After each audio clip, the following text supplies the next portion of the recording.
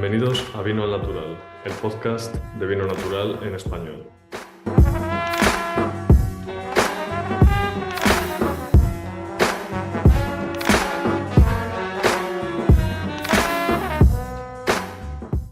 Hoy tenemos con nosotros a Santiago Salgado, de Finca Las Payas, en Argentina.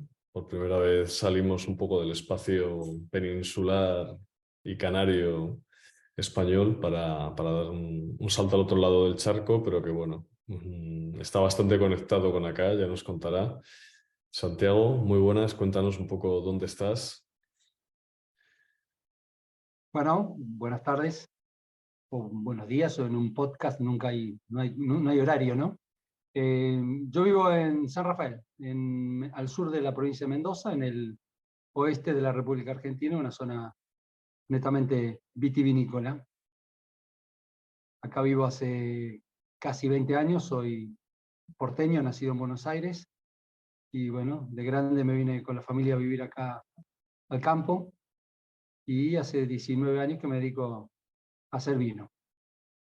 Genial, o sea que saliste un poco escapado de la conurbación bonaerense brutal buscando que un poco naturaleza, tranquilidad o otro modo de vida. Sí, precisamente eso, intentando criar a nuestras hijas en otro lugar que no fuera la ciudad. Buenos Aires es una ciudad bastante rápida, bastante agresiva.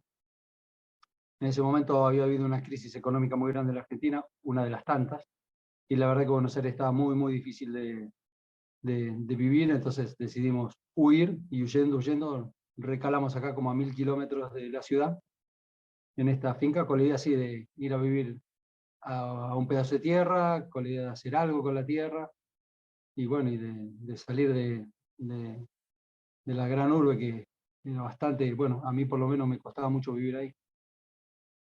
¿Y cómo es un poco el territorio? O sea, ¿la finca que encontrasteis tenía viñedo o lo plantaste tú? Las dos cosas, porque tenía viñedo, lo abandoné y ahora lo volví a plantar. Esto acá donde vivimos nosotros es un desierto que está irrigado, son lo que se llaman oasis. Digamos, si acá no hay irrigación, no se puede hacer nada, bueno, prácticamente no se puede vivir. Así que ya desde hace 200 años que se viene canalizando el agua y irrigando el agua del río últimamente ya mediante represas y eso, bueno, se va canalizando el agua y regamos, y por eso se puede cultivar, porque es un área muy grande de cultivos, que en este momento está, bueno, bastante decadente. Es muy difícil la producción primaria de alimentos en la Argentina, por lo menos lo que toca en esta zona, que sería la parte frutihortícola, es muy complicado. Las producciones no tienen precio, bueno, la gente no se puede dedicar ya no se puede dedicar más al campo, ¿no? Y bueno, un poco lo que pasa en todos lados, los jóvenes se fueron y nosotros somos de los pocos que llegamos. Sí, conseguimos una finca acá, en las afueras de la ciudad, es una ciudad pequeña, como de 200.000 habitantes, San Rafael. Conseguimos una finca ahí, bueno, ahí estoy instalado. Había viñedo, un viñedo muy viejo, en bastante mal estado. Estuve como 4 o 5 años intentando levantarlo, y bueno, la verdad que no lo logré. Las inclemencias climáticas acá son muy fuertes, especialmente el tema del granizo, es una zona de muchísimo granizo. Y bueno, en 4 años tuve lo que llamamos mangas de granizo, 2 mangas de granizo muy importantes y una helada tardía, y dije, bueno, se ve que... Y ya había empezado a hacer vino, estaba más interesado en hacer vino que en hacer uva, entonces me dediqué a hacer vino comprando uva, que es lo que hago hasta ahora. Y recién ahora, durante la pandemia, planté un pequeño viñedo de media hectárea que todavía no está en producción, y que veremos cómo le va, porque nos estamos quedando sin agua, la verdad. Está bastante crítica la situación acá para la producción en el campo. O sea, para los que no conocen el viñedo argentino, Mendoza es la región más famosa de viñedo, pero entiendo que no estás lo que es en el centro de Mendoza como zona de producción vitivinícola, ¿no? ¿Es una zona más periférica o es una zona central de Mendoza? No, es una zona de las más periféricas, digamos, de las de menor importancia, si quiere, bastante grande, pero de escaso prestigio, si quiere, bastante periférica. Estamos como a 250 kilómetros al sur de la capital. Y en este momento, bueno, lo que es cercano a la capital y después lo que es Valle de Uco, que está a mitad de camino, son los lugares digamos, donde hay furor por la uva y por el vino. Acá es una zona bastante periférica, cosa que a mí personalmente me gusta, estar en un lugar más tranquilo y bueno, pero lamentablemente, bueno, van desapareciendo las fincas a toda velocidad. Sí, si no hay agua, el viñedo aguanta una temporada, pero después sufre, ¿no? Hay variedades, bueno, igual nos puedes contar un poco de la historia de la zona, de la viticultura y demás, pero sí que es verdad que Argentina vivió, bueno, pues lo que toda Latinoamérica, ¿no? Una transición de las variedades, digamos, de herencia colonial, la país, la criolla, etcétera, que igual ahora se están intentando recuperar, ¿no? En algunas zonas y demás. Y bueno, el monocultivo prácticamente de la Malbec, ¿no? Que bueno, es la uva señera de la Argentina. ¿Cómo es tu situación en este caso? ¿Estás buscando otro tipo de uvas o Sí, qué bueno, estás haciendo? ahí una de las ideas que me guían, digamos, es un poco la idea de lo que decimos, abrir un poco la cancha en el mundo del vino, ¿no? El mundo del vino, por razones, entiendo que en la mayoría de los casos comerciales, es muy estrecho. Estamos todos en el mundo tomando las mismas 15 variedades que todo el mundo conoce, que se encuentran en las estanterías de todo el planeta, habiendo, no sé, por lo menos 4.000 variedades para hacer uva. Entonces, un poco la idea que tengo yo es, sí, buscar uvas alternativas para hacer. Hago mucho trabajo también con las uvas criollas, que en un rato le dedicamos un capitulito, que es muy interesante. Así que sí, hago variedades muy raras para lo que es la Argentina. Hago Nero d'Avola siciliana, hago Caladoc, hago Anchelota, hago Corvina veronese, hago después un grupo de uvas que fueron creadas acá en San Rafael hace como 30 años o 40 años, uvas que fueron generadas acá por cruzamientos que también nadie conoce. Y voy encontrando Cariñán, que acá no existe, hago Cariñán, hago Ferser Badu. Bueno, cuando me encuentro con variedades exóticas, intento hacerlas, con algunas me llevo bien, con otras no, las que me llevo bien las continúo vinificando en el tiempo. Bueno, y de las que encuentro viñedos que me resultan interesantes también. Pero bueno, pasa un poco lo mismo que en el resto del mundo, están todos haciendo las mismas variedades con gran hincapié en la Malbec, ¿no? Y digo que las razones son comerciales porque se hace Malbec, porque la gente toma Malbec, no porque nadie tenga una idea bastante obtusa sobre la cuestión. La gente toma Malbec, hace Malbec. Ahí yo soy un poco un sapo de otro pozo porque acá las decisiones prácticamente en ningún caso son de tipo comercial. Acá hago los vinos que me parece, hago las cosas como me parecen y después veo quién diablos se toman los vinos que hago, ¿no? Digamos, la parte comercial la que se pone cuesta arriba, como decimos acá, remar en dulce de leche. Sí, un poco entiendo que la situación allí, además de la distribución, es complicada por las distancias, ¿no? O sea, no es una cuestión tan solo de buscar un cliente, sino que exportación es complicada, entiendo, porque, bueno, Argentina es parte del Mercosur, pero al final también son mercados saturados, ¿no? Porque Brasil está lleno de vino chileno, Uruguay también tiene su Tanat y sus propios vinos, o sea que al final un mercado para vinos tan diferenciados que igual debería estar en Estados Unidos, Japón y demás, te es difícil llegar. Yo no sé si Buenos Aires es capaz de absorber este tipo de productos que elaboras y también cuéntanos un poco de los precios, ¿no? Nos hacemos una idea desde acá de cuál puede ser el precio de la uva, el precio de un vino en distribución, igual en dólares para entendernos las equivalencias.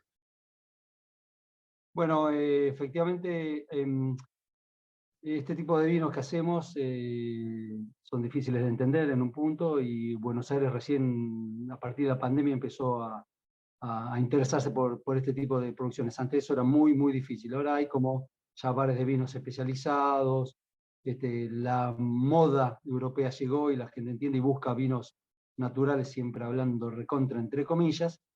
Entonces un poco eso avanzó. Yo parte de la producción también la mando afuera. Va a Brasil, Brasil compra vino, más chileno que argentino, pero compra vino, pero más que nada hacia Estados Unidos y a Europa, ¿no?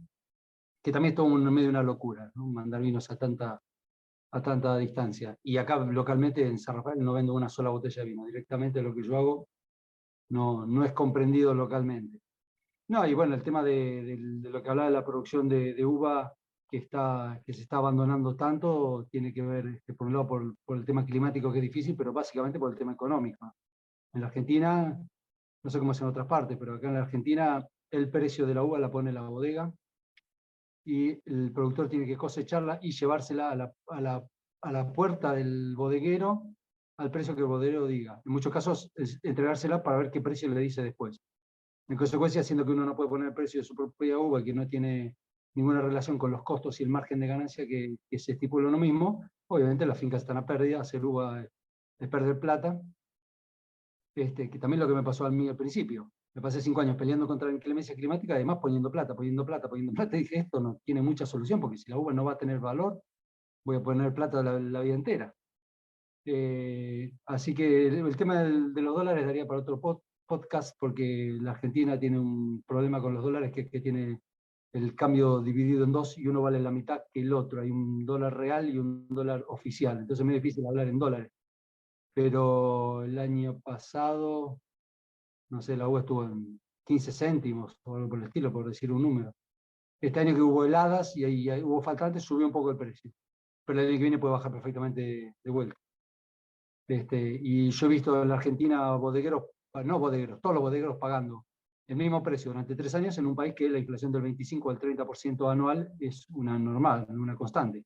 Ahora estamos en el 100% anual, pero quiero decir, 25 un año, 30 el otro año y 3 vendimias seguidas que se pagó el mismo precio en pesos. Entonces, bueno, obviamente esa posición de poder que tienen las bodegas respecto a los productores está haciendo que se destruya toda esta matriz productiva, ¿no? Y bueno, la clase política que no está interesada para nada en el tema de la agricultura porque están obsesionados con los dólares de la megaminería, ¿no? Y el fracking, están con el petróleo Bueno, y con las mineras. y con la soya también es agricultura, aunque ya prácticamente ni es. La soja la soja no nos toca a nosotros, pero en nuestra zona la lucha y la disputa por el agua es para la agricultura o para la megaminería, ¿no? Es una de las grandes luchas en las que estamos organizados en asambleas populares en cada lugar. Venimos manteniendo a las mineras lo más posible fuera de la provincia. Al fracking no lo hemos podido detener. Y tarde o temprano, bueno, da la sensación de que nos van a ganar, porque la ganamos, pero hay que estar constantemente peleando, porque los políticos trabajan 24 horas los 7 días de la semana para hacer negocio con las mineras y le han soltado la mano al campo hace ya mucho tiempo para que la minería sea como la única opción de futuro para que los jóvenes no se vayan, ¿no? Claro, es lo clásico de la explotación extractivista en Latinoamérica. Y en este contexto, ¿qué papel juegan las compañías vitícolas? ¿Cuál es el modelo estándar de compañía vitícola argentina? Yo sé que bueno, son vinos muy estándar, Malbec, levaduras, todo el paquete enológico, pero son bodegas privadas, ¿no? No son cooperativas y son de tamaño mediano grande. ¿O cómo es la Sí, situación? bueno, hay un poco de todo. Los que dominan el mercado son bodegas grandes de muchos millones de litros, que efectivamente aplican todo el paquete tecnológico habido y por haber, aunque ya las tenemos vendiendo vino natural, ¿por qué no? Después hay bodega mediana, lo que acá se llama la bodega boutique. Hay también dando vuelta mucha gente que hace proyectos propios de distinta manera. Algunos compran uva y la vinifican, pero en general compran vinos y le meten una etiqueta.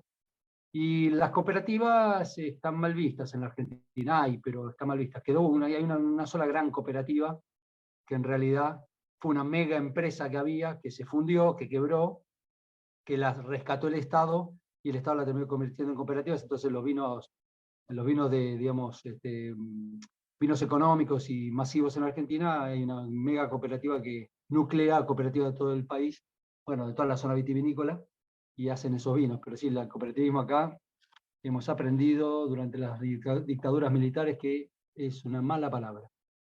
Juntarse en general es mala palabra, ¿no? Ya entiendo por dónde va la cosa. Aquí al revés, fue la dictadura franquista la que impuso las cooperativas, entonces hay como una lógica de que la empresa privada es algo positivo, ¿no? Y que te da libertad, etcétera. Pero bueno, allí la cosa va por otros derroteros. Y en este No, acá sentido, ¿por qué esta este dominio del Malbec, que cualquiera que viene de fuera le sorprende tanto, y esta pérdida de las variedades tradicionales, un poco de la Argentina. ¿Por qué el consumidor argentino tiene este gusto tan marcado, tan estándar de Malbec? Hay pocos países en el mundo que se beba un vino tan estandarizado como allá, o esa es la percepción que tuve yo viviendo allí y viajando por allí, ¿no? Que era como los vinos eran muy, muy, muy parecidos, o sea, ridículamente parecidos entre sí. entre sí. Bueno, la Malbec tiene para bien y para mal esta condición de hacer vinos ricos. A la gente le gustan, es fácil de vinificar y los vinos son ricos. Entonces se adaptan a un montón de paladares, es muy fácil para la venta masiva. No solo en Argentina, sino que la Argentina exporta mucho Malbec. Un poco ahora, bueno, se están dando cuenta las bodegas en la trampa que se metieron, un poco parecido a lo que le pasó a Australia con el Syrah, ¿no? Que queda el país pegado a una variedad, y después le cuesta mucho mostrar los otros vinos que tiene, porque en Argentina hay muy buenos Cabernet Sauvignon, se hace de todo, se hace Pinot Noir, se hace un montón de vinos.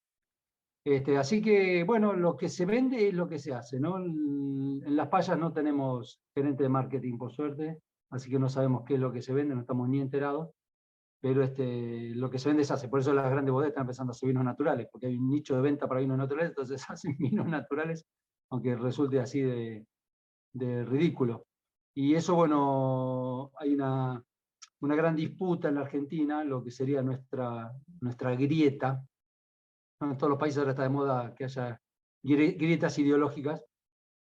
La grieta argentina tiene larga data, ya tiene 200 años, y está, digamos, se generó entre la gente que vivía en el interior del país y quería un país federal, y los que eran dueños del puerto, que querían un país centralizado en Buenos Aires, y, y bueno, quedarse con el negocio, cosa que terminó sucediendo. Esa gente que fue la que ganó en la Argentina hace 200 años, estaba con esta idea de que lo europeo es mejor, que de lo criollo, lo local, lo argentino, lo indígena, lo gaucho, era lo peor. Y en esa movida cayeron también, bueno, se aplicó la misma lógica que se aplica a todo.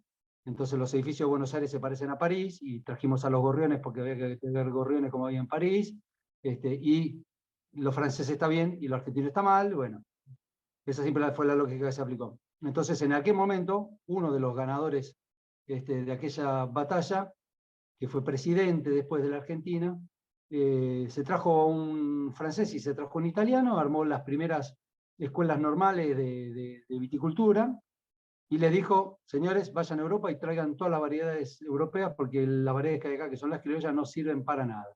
Lo mismo que pensaba de las variedades, pensaba de los seres humanos, ¿no?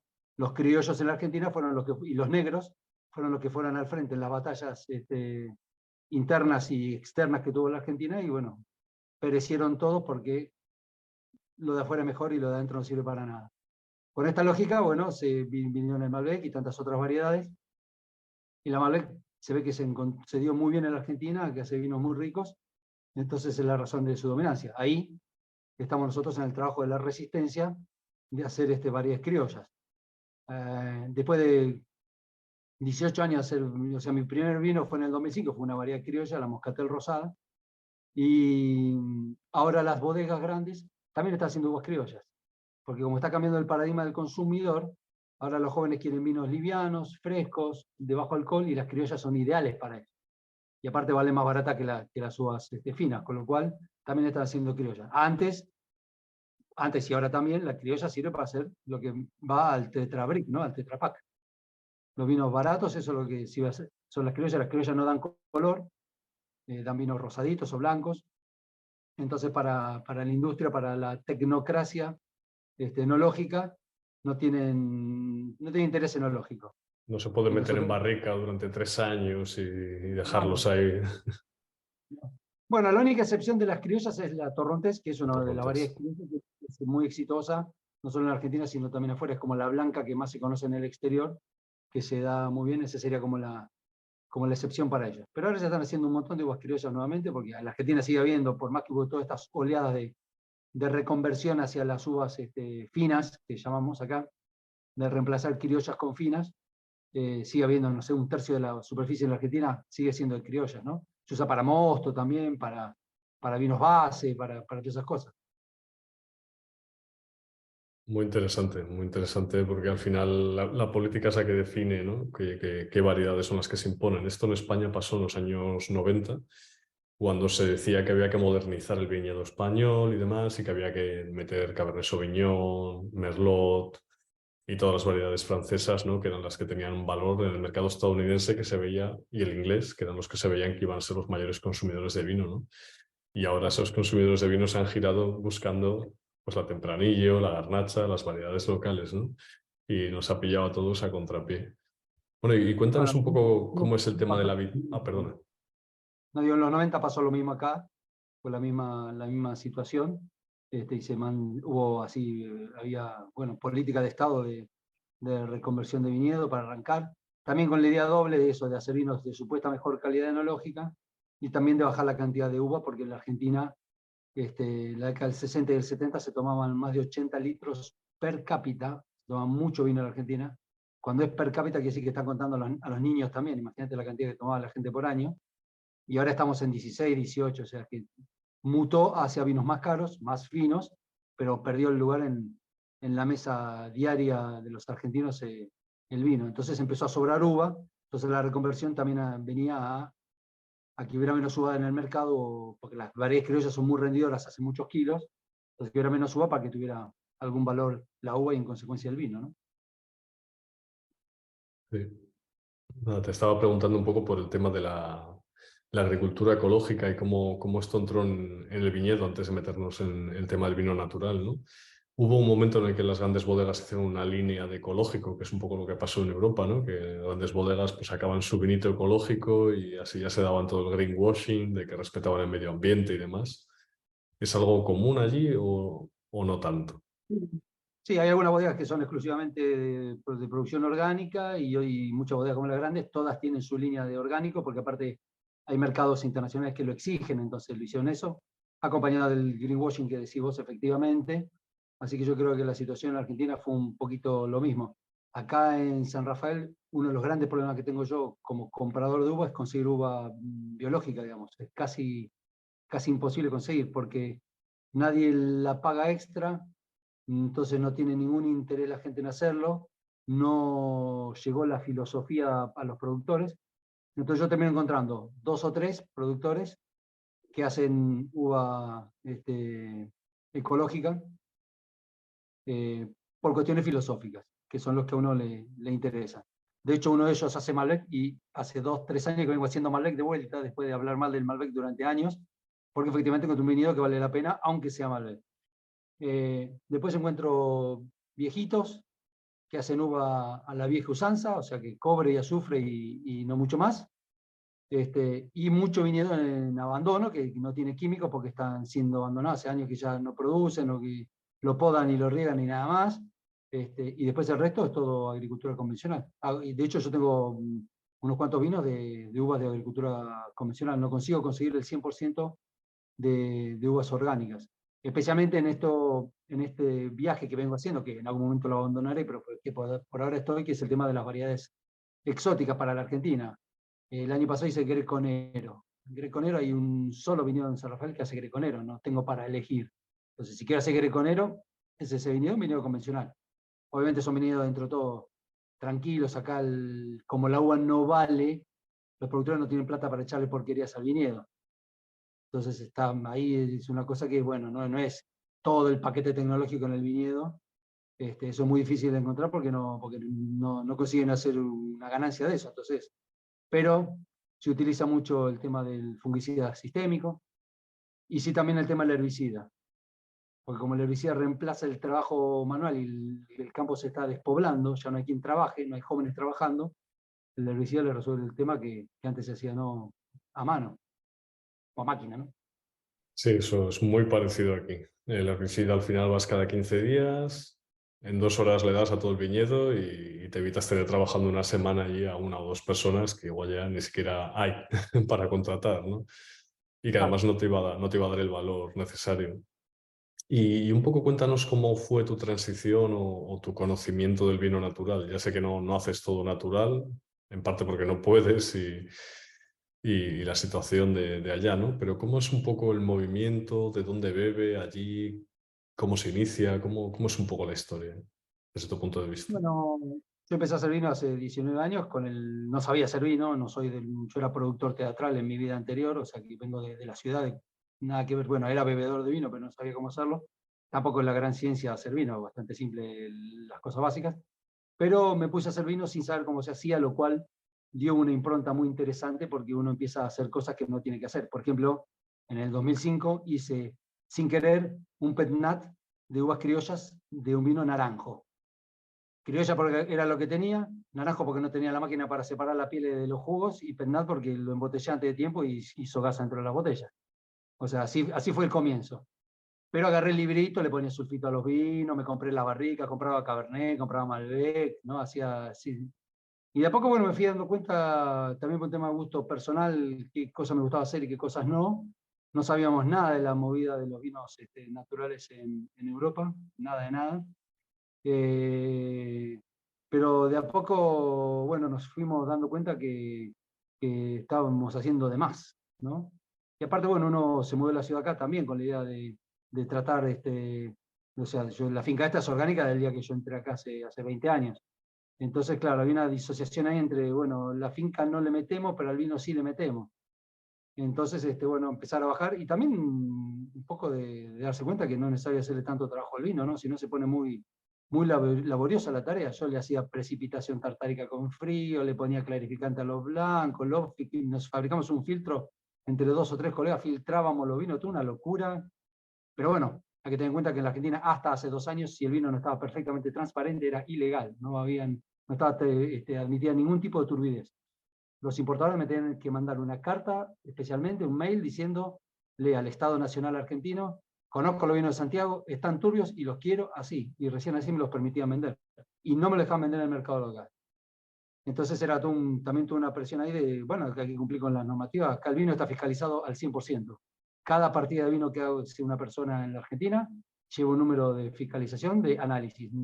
No es que analizan uno de cada 10, el Estado Nacional analiza el 100% de los vinos que se venden en la Argentina y que se exportan. Si no, tenés que vender vino ilegal, que es bastante complicado. Así que bueno, de a poco se fue juntándonos con otros amigos, y un día probamos un vino sin sulfitos y vimos que era posible, y empezando obviamente a bajar las cantidades hasta que un día, bueno, no, lo bajamos del todo, y armando un poquito de comunidad con colegas así que estábamos con la misma idea, y dándonos fuerzas, y bueno, y probando, investigando a poco y dándonos cuenta que se podía hacer. Yo ahora, por ejemplo, esta es la primer vendimia que los vinos los hago solo con uva. Y los últimos 5 o 6 años estaba usando un poquito de sulfito y estaba usando en algunos casos ácido tartárico para la corrección. No sé, el 15% de mis vinos tenían tartárico corregido. Ya este año decidí que ni una cosa ni la otra, que vamos a hacer vino de uva y que sea lo que Dios quiere, y veremos qué sale y a quién le gusta. Muy interesante. ¿Y el tema de las levaduras, cuándo fue que las dejaste de usar? Y eso fue de las primeras cosas que dejé usar, porque a la primera prueba que hice me di cuenta que no había ningún problema.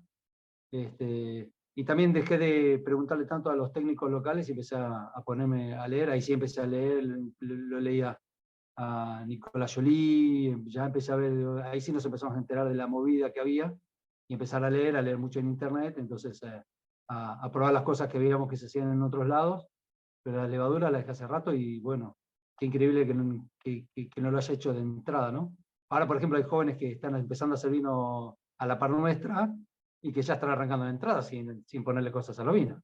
Nosotros hicimos todo el caminito. Ahora que ellos ven lo que sale de los vinos que nosotros hacemos y que les contamos cuáles son los cuidados mínimos que hay que tener, están pudiendo arrancar de cero haciendo vinos sin aditivos, sin levaduras seleccionadas.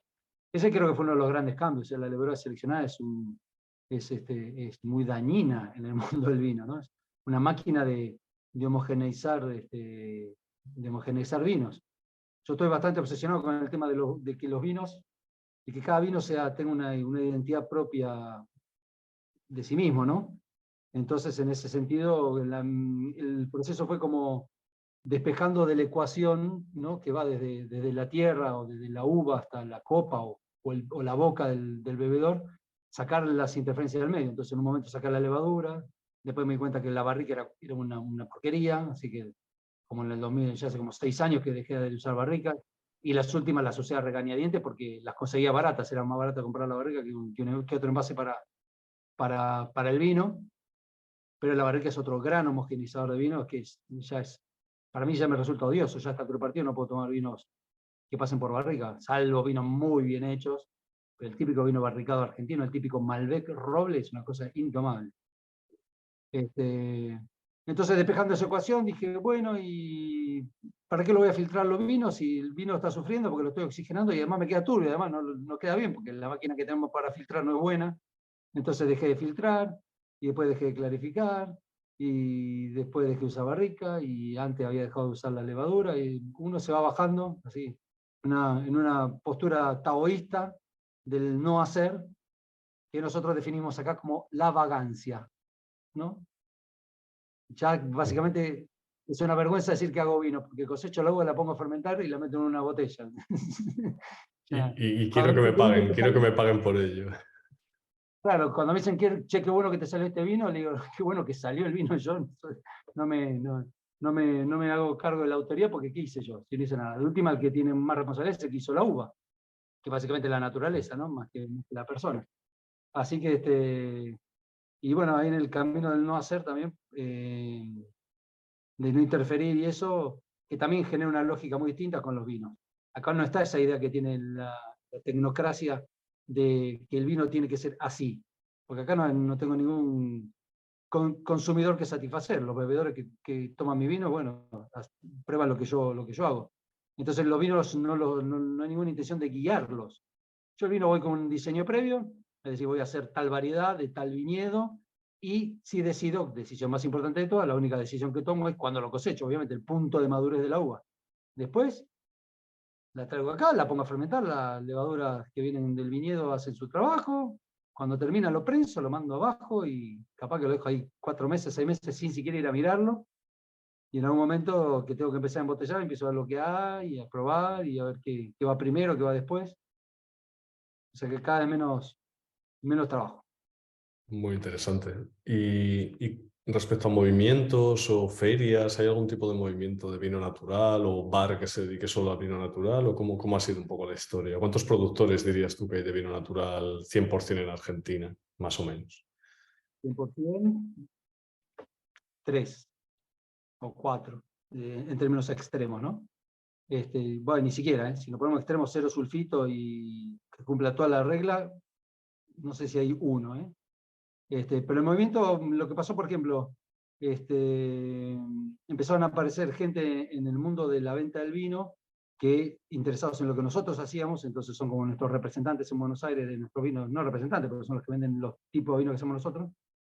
Y 2 amigas, bueno, se juntaron, hicieron ya hace 1 año y medio, hicieron la primera feria de vinos naturales en Buenos Aires, que se llama Feria Salvaje, o sea, ya hubo 2 ediciones, y ahí participan como 25 productores, más o menos, o 30 productores, algo por el estilo, pero todavía estamos en etapa de formación de movimiento, o sea que el criterio es amplio. Por ejemplo, yo no tendría que estar, sin ir más lejos, si el criterio fuera estricto, o podría ir con algunos vinos y no con otros, digamos. Entonces ahora Sí, estamos claro. en la feria Naturevas, que es la de San Pablo, por ejemplo, acá a cumplir 10 años. O sea que ya está, siendo que es un país menos productor de vino, ya el movimiento de vinos naturales allá lleva bastante más tiempo. Pero muy interesante esto y creería que es correcto que el criterio sea amplio en un principio porque también ayuda a que todos vayamos avanzando en la naturalización de nuestros vinos, ¿no? De hecho, hace 1 año y medio fue la primera feria, pero lo más importante no fue que fue la feria, fue la primera vez que nos encontramos entre los productores.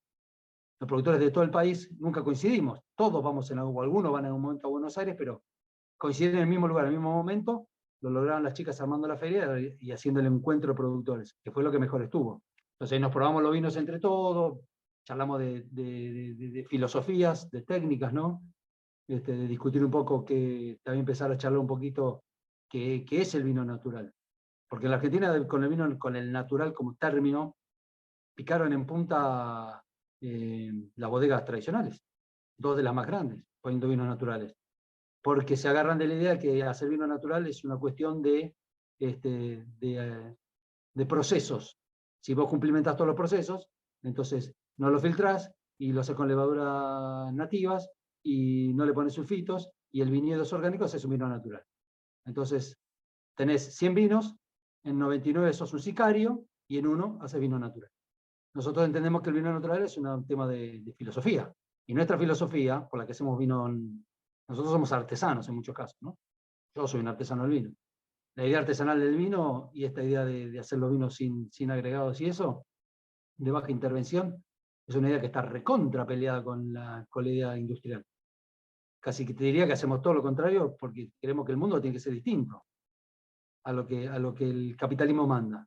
Pero bueno, el gerente de marketing dijo, acá hay un nicho para vino natural, y ahí tienen 4 o 5 vinos naturales que la gente lo toma. Fantástico, no es la gente que a nosotros nos interesa. Si una persona, porque una gran bodega le pone natural en la etiqueta, va y lo toma, bueno, es un consumidor más. A mí no me interesa como bebedor para mis vinos, ¿no? Mis vinos son vinos peleadores, con defectos, no son vinos que andan satisfaciendo gente, para gente que esté realmente interesada en tener experiencias novedosas con el vino. Así que bueno, el movimiento se está empezando a armar, de a poco, ya hay más unión entre los productores, con el tiempo irá decantando, iremos avanzando todos en este camino de hacerlos cada vez mejor, así que lo veo bastante bien, ¿no? Bastante positivo. Al principio es muy importante que se sea un poco más tolerante porque hay situaciones regionales muy variadas, sobre todo en un país tan grande como Argentina, con tantos contextos locales, ¿no? Pues, por ejemplo, en tu caso, sin agua, luchas contra las megamineras, teniendo que comprar uva de acá y de allá, con un proyecto que busca, pues, qué sé, variedades exóticas, entre comillas.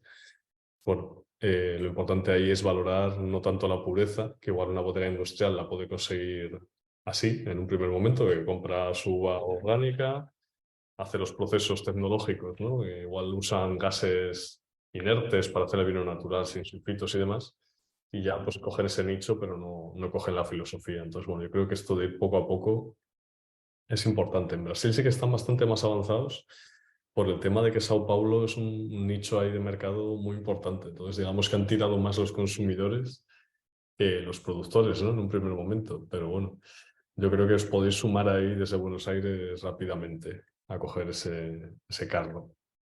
Yo participo de la Feria Naturevas en Brasil desde 2018, y lo primero que noté ahí es que los brasileños, a diferencia de los argentinos, no tienen tradición en el mundo del vino. Entonces son de mente y de paladar más abierto que nosotros. Nosotros acá que tomamos un vino, ¿viste? Lo tenés a tu papá y a tu abuelo y a tu bisabuelo opinándote de qué está bien y qué está mal.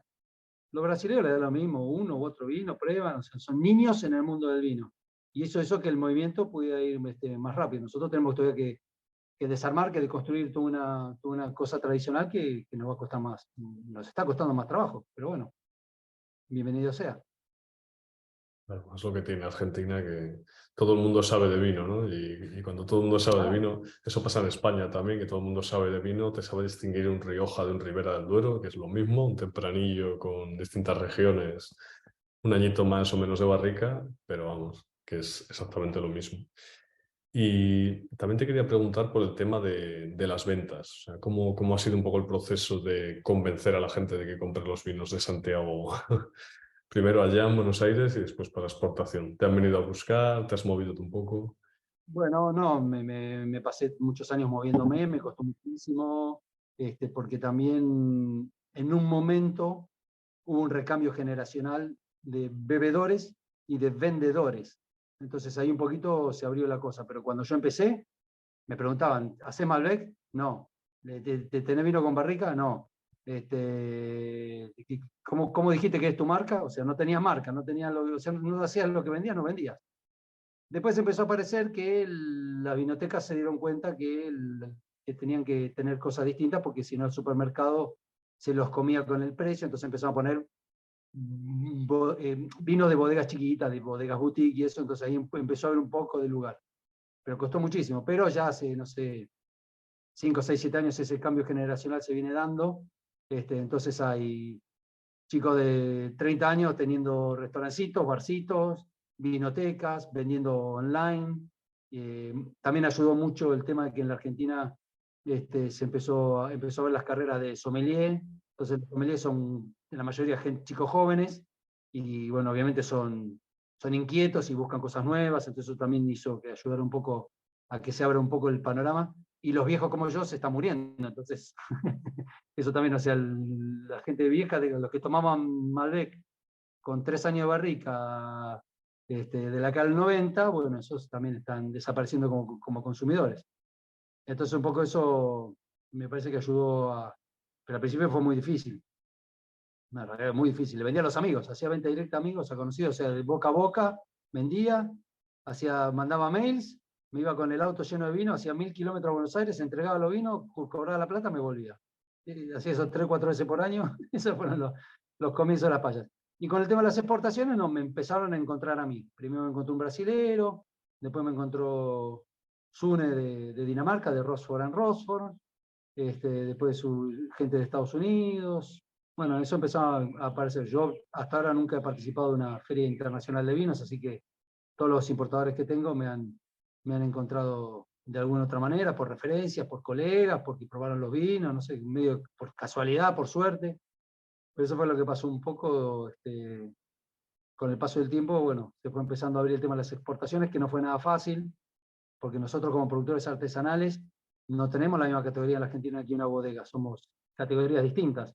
Entonces, bueno, tuve que demostrarle a esta gente en el 2018, al Estado Nacional, que los artesanales también podíamos exportar, que no había nada en la normativa que lo prohibiera. Y bueno, así me convertí en el primer productor artesanal de la Argentina en poder exportar. Madre Nos mía. costó mucho. No, luchamos, bueno, las exportaciones. Después el tema de los turbios, después de que ahora podemos tener los vinos turbios. Ahora estamos discutiendo el tema del PETNAT, porque no se puede hacer espumante si no tenés una fábrica de espumantes, eso es como otro negocio aparte, que tenés que tener habilitado otro edificio. Estamos peleando el tema de poder hacer los PETNATs, que nos los dejan hacer, pero nos vuelven locos con normativas y cosas y pedidos y trámites y no sé qué. Bueno, tenemos un órgano fiscalizador no muy potente, pero muy presente, digamos. Se dedica exclusivamente a fiscalizar el vino argentino. Pensé que España era el peor país para la burocracia alimentaria, pero creo que podemos estar un escaloncito por debajo de vosotros. Te juro que sí, porque me la paso haciendo trámite, me tienen harto. Bueno, yo hace poco caí en la conclusión de que fiscalizan el 100% de los vinos. Yo no conozco ningún órgano de fiscalización de nada. Es como que a la fábrica de mayonesa le fiscalizan el 100% de las tandas de mayonesa que hacen. No, hay un técnico ahí que pone un numerito. Acá no hay vino que se tome en la Argentina, ni que se exporte, como decía antes, de nadie, ¿eh? Que no haya pasado por el instituto y le hayan hecho los 20 análisis que le hacen a los vinos y te den el permiso y el numerito para que lo puedas vender. Locura. Increíble, una locura. Eso debe tener un coste, además, y la burocracia y todo lo que conlleva. Pero bueno, ¿tú qué producción estás teniendo este año, por ejemplo? Y yo también acaba de terminar la vendimia, tengo el último vino que está terminando de fermentar, un Fer Cervadú, y voy a haber hecho 9.000 litros, más o menos, 10.000, 9.000 más bien. Que es lo que hago ahora, es lo que estoy haciendo estos años. Y Ujú. hago 9.000 litros, pero no los vendo. Vendo menos que 9.000 litros porque mi bodega está cada vez más llena de vino. Así que se ve que no vendo tanto como hago. Pero bueno, en la vendimia es así, uno se entusiasma. Y aparece una uvita y la hacemos. Y aparece una idea y la hacemos. Entonces se complica siempre hacer poco vino. Pero en estos momentos no tengo 1 metro cuadrado sin que haya una botella o un bidón o un tanque con vino. Todo hasta arriba. Y te Todo. quería preguntar qué vinos bebes, cuándo bebes y cómo bebes. O sea, ¿eres bebedor de vino? ¿Bebes con las comidas? ¿Bebes en la bodega? ¿Te dejas días sin beber? ¿Cómo es tu dinámica Bueno, vitícola? soy bebedor hace bastante. En Buenos Aires cuando vivía en Buenos Aires ya era bastante bebedor y interesado, conocedor. Me compraba los libritos que había, las guías. Me hice socio del primer club de vinos que apareció, me hice socio ahí también. Y después cuando vine acá y empecé a hacer vino, medio que intentaba probar de todo, un poco de todo, cada cosa que me llegaba, o a veces me gastaba plata que no tenía en probar cosas a ver qué estaban haciendo los demás. Ahora no, ahora estoy en una situación básicamente tomo mis vinos, mis vinos y de colegas que hagan vino natural y no mucho más. Estoy muy intolerante. Ya no me banco los vinos o estandarizados, no me banco en la barrica.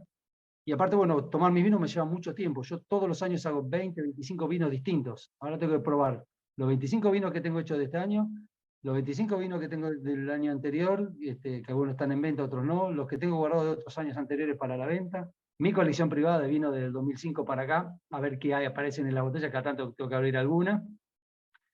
Y en general tomo por las noches. Del mediodía no, pero tomo por las noches. Casi todas las noches tomo un par de copas de vino. En la bodega intento Tienes mucho trabajo, mucho trabajo de cata. mucho trabajo. Bueno, de hecho ahora durante la vendimia estuvieron viniendo voluntarios, que no es una cosa, una práctica que yo suelo hacer, pero este año la hice con voluntarios y me ayudaron un montón a probar vino, porque yo solo no me abro. Con los voluntarios abrimos 5 o 6 botellas, probamos cosas distintas, hicimos comparativas, y estuvo muy interesante. En general no tengo con quién tomar, entonces tomo de a poco. Pero los momentos son así, a la noche, preparando la cena o con la cena, ese es el momento. Y en la cava voy a probar más técnicamente, pero no me resulta satisfactorio. Pruebo vino, pero realmente es un trabajo técnico, voy viendo qué está pasando con los vinos, pero Sí, estás viendo más no. un análisis de si acabó la fermentación, si está verde, si está hecho, ¿no? Eso no se disfruta, eso sí que es verdad. Sí, inclusive hasta me cuesta probar muchas muestras, yo pruebo 8 o 10 muestras y ya para mí está como que me satura, ¿no? Yo cada vez soy más perezoso también en ese sentido. No me gusta probar todo en la bodega cuando se está haciendo. Prefiero ya esperar, sé más o menos cuándo las cosas van a estar en su punto y digo, "Bueno, pues aquí y ahora". Si no, te saturas y te vuelves loco porque empiezas a rayarte la cabeza de ¿y si va por aquí? ¿Y si va para allá? ¿No? Bueno, lo que sí hago es cuando tengo que tomar decisiones de embotellado, ahí sí saco muestras y me las traigo a la cocina, las pruebo en la cocina, las catas esas no las hago abajo. Me traigo las muestras, la probeta, si tengo que hacer cortes, y en reiteradas oportunidades lo hago hasta que tomo la decisión de que va. En general, mi ideal y mi idea es que los vinos vayan puros como fueron hechos, varietales a la botella, ¿no? Como opinión del viñedo vayan a la botella. Cuando hay algún vino que por alguna razón no me interesa, no está interesante, o no me parece rico, o no me va como para dónde fue a parar, ahí empiezo a jugar con el tema de los cortes, o alguna propuesta que es demasiado extrema, ¿no? Con mucho herbáceo, con muchos amargos, o con la volátil alta. Entonces ahí empiezo a jugar con el tema de los cortes. Acá en la Argentina recién se están empezando a tolerar. Por ejemplo, acá la volátil no se toma, ¿no? El argentino no tiene costumbre de tomar la volátil, ni la conoce, entonces la estamos predicando de a poco. Es muy difícil para mí conseguir, por ejemplo, ahora en Buenos Aires hay 1 o 2 bares de vinos naturales, nada más. El resto vende vinos naturales, pero no son exclusivos de vinos naturales. Estos que son exclusivos son los únicos que te defienden una volátil, ¿eh? En otro lugar, cualquier otro bar, te dicen, esta botella está mala y te la mandan de vuelta. Entonces también hay que ver esos vinos a qué lugares van a parar. No, tienes que saber muy bien segmentar la venta. Y Santiago, para ir terminando, te quería preguntar cuál es el futuro de tu proyecto. ¿Vas a ir tendiendo a expandir más en cosas locas, más uvas locas y demás, o más en centrarte en hacer un vino natural con uva orgánica y demás, aunque sea con menos referencias? En esta dicotomía, Eh, ¿a dónde vas? sí, bueno, me estoy queriendo convencer a mí mismo, pero mi idea en principio sería bajarme de esta locura en la que estoy, que aparte es muy trabajosa. Yo ya soy una persona grande, y cada vez tengo menos ganas de trabajar. Entonces, un poco la idea sería que dentro de 3 años, 4 años, cuando el viñedo que planteé acá, que es solo media hectárea, esté en producción y yo pueda hacer mis 2.000, 3.000 botellas por año, haga solamente ese, deje de comprar uva de otros lados y haga los vinos solamente con las uvas de acá y me dedique exclusivamente a hacer vinos naturales con uva que hago yo, orgánica, sabiendo lo que tengo, y deje de hacer uva de terceros y reduzca la producción bastante, ¿no? Sería como una suerte de retiro, haciendo mis cosas. No sé por qué no te creo, no sé por qué no te estoy creyendo. Todos los años digo, este año tengo que hacer menos de 25 vinos distintos y termino haciendo, este año hice que salieron 7 litros de una variedad que nunca había hecho, que había un cajoncito duro, me lo traje, lo fermentamos aparte, hicimos 7 litros de ese vino y así con todo. Y después un vino hicimos presa directa, entonces hicimos un blanquito rosadito de una variedad tinta, pero lo que quedó en la prensa, que tiene mucho jugo, lo pongo a fermentar con los escobajos y le agrego uva criolla, hago cofermentaciones. Tengo 18.000 experimentos, es muy experimental la bodega. Pero en algún momento se me tiene que acabar esa manía. Quiero creer, deseo creer. Igual llega un momento que dices, estos son los perfiles que me molan y los voy a repetir. Pero repetir no es algo que esté muy metido en el ADN del vino natural. Nada, acá repetir ni siquiera está, casi te diría que es una idea también con la que estamos peleados, ¿no? Acá no se repite nada, que también es una cosa que es difícil transmitirle a la gente que vende los vinos. Uy, pero este año no es como el año anterior, y lógico que no es como el año anterior. Ni siquiera intenté que fuera como el año anterior. Entonces, ¿por qué también tiene la misma etiqueta? Es la misma idea, el mismo diseño de vino, la misma variedad, el mismo viñedo, pero después la añada es la añada y las cosas que y acá trabajamos tan rústicamente, que salen cosas distintas, por suerte. Si no, si Bueno, el día que me aburra me dedico a otra cosa. bueno, pero lo principal es eso. No es que sean distintas porque salieron, sino porque yo tampoco quería que fueran iguales. Creo que esa es la... Por lo menos no hay un esfuerzo para que se parezca, no hay ninguna intención. Un año lo cosecho antes, no es que digo, no, este vino que tiene su etiqueta todos los años, no tiene que tener 13 grados y medio de alcohol. Bueno, si ese No, año me pareció que con 12 y medio estaba bien, o a veces, porque unas cosas son las ideas y otras cosas son las realidades. A veces 13 y medio, y cuando yo logré ir a buscar las uvas, que tuve el tiempo, tuve el fermentador libre y eso, la uva tiene 14 y medio. Este año hizo mucho calor y el grado azucarino, digamos, el grado alcohólico fue a toda velocidad. No nos daban las no, manos, menos mal que estaban los voluntarios, porque no nos daban las manos para meter en bodega la uva. Y después en un momento, bueno, cuando llené los 6, 7 fermentadores que tengo, no me queda otra cosa que esperar a que terminen de fermentar las chicas que hagan su trabajo y vas a prensar vinos y liberar para meter uva nueva. Así que tengo unos vinos hermosos de 15 grados de alcohol, unas cosas horribles. Pero bueno, el añada, año caliente, señores, a bancársela, es lo que dio. claro. Bueno, Santiago, antes de despedirnos, cuéntanos un poco qué proyecto es este que tenés en España con un colega argentino. Bueno, ahí Pablo Quiroga, que es mi socio en España, es un argentino que está viviendo ya hace unos años. Él hace sus vinos que se llaman Solo el amor salvará al mundo. Y bueno, me invitó a ir a hacer vinos con él ante la pandemia. Durante la pandemia no pudimos, así que estuvimos 3 años ahí parados. Pero finalmente el año pasado, en la vendimia 22, estuve ahí durante septiembre y estuvimos haciendo un proyecto nuevo que se llama Les Sudakis, una suerte de inclusivo afrancesado de los sudacas. Y bueno, estamos haciendo variedades autóctonas de allá, parellada, macabeu, hicimos garnacha tinta, garnacha blanca, moscatel, y bueno, compramos uva en Terra Alta, estamos basados en Girona, y después Pablo tiene un viñedo ahí en Alta Empordà, así que estuvimos ahí cosechando y haciendo algunas locuritas ahí, a ver qué termina saliendo de eso. No estoy muy al tanto porque como me volví, me traje una muestra normal, pero la mayoría de los vinos no sé ni en qué están, así que hasta que no vaya de vuelta, no sé qué es de la vida del Les Sudaques. Genial. Pues nada, muchísimas gracias por este rato. Te seguiré molestando y nada, si vienes por España estás invitadísimo a hacer un salto por Canarias y ojalá te vinieses a alguna feria a presentar tus vinos, también para poder catarlos, sobre todo. Bueno, excelente, excelente. Estaremos en contacto y ojalá nos crucemos. Muchas gracias. Un saludo. Un abrazo.